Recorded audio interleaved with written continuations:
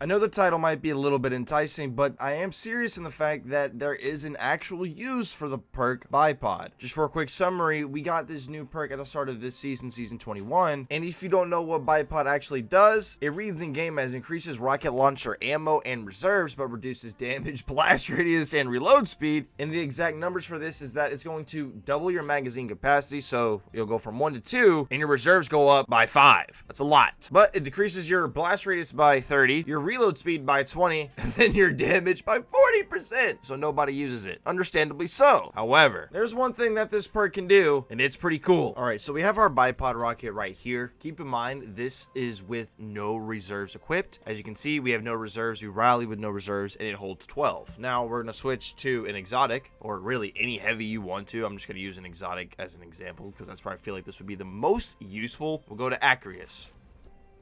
You'll see 14 shots with base bipod. That's a lot of heavy you're carrying over and not losing. And this only gets better when you add in some stasis reserves into the mix. All right, so now we're going to rally with 1 stasis reserve, and you'll see we're obviously going to be at 13 rockets. And then when we switch back to the accuracy, we're going to be at, I think, what, 15, because we were at 14 with none. Yeah, so we're at 15 with our accuracy with 1 stasis reserve, and then we're just going to do it again. All right, so now we're going to go ahead and do the same thing. We have 2 stasis reserves. We're going to be at 14, and then once we switch to our good old accuracy, we are at 16.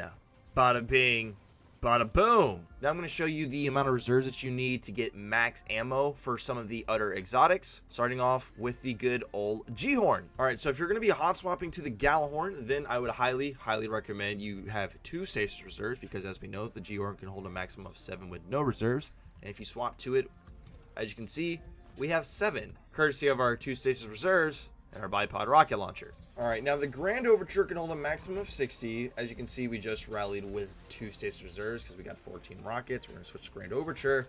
We're going to be at a good 60 ammo, as you can see. All right, now for our good old Xenophage, this one's going to be actually a full-on 3 reserves if you want to perform the swap. As you can see, we'll go ahead and rally. We'll get up to 15 rockets, and then we're going to swap over to Xenophage. As we know, Xenophage holds a maximum of 28. And as you can see, with 3 reserves, we are able to get up to 28 Xenophage ammo on the swap, aka losing no heavy. The last one that I want to show is going to be the two-tailed. As you can see, we rallied with 14 rockets because we have 2 reserves, and we'll just go ahead and switch to two-tailed, and we are going to have a good old 8 rockets just chilling there.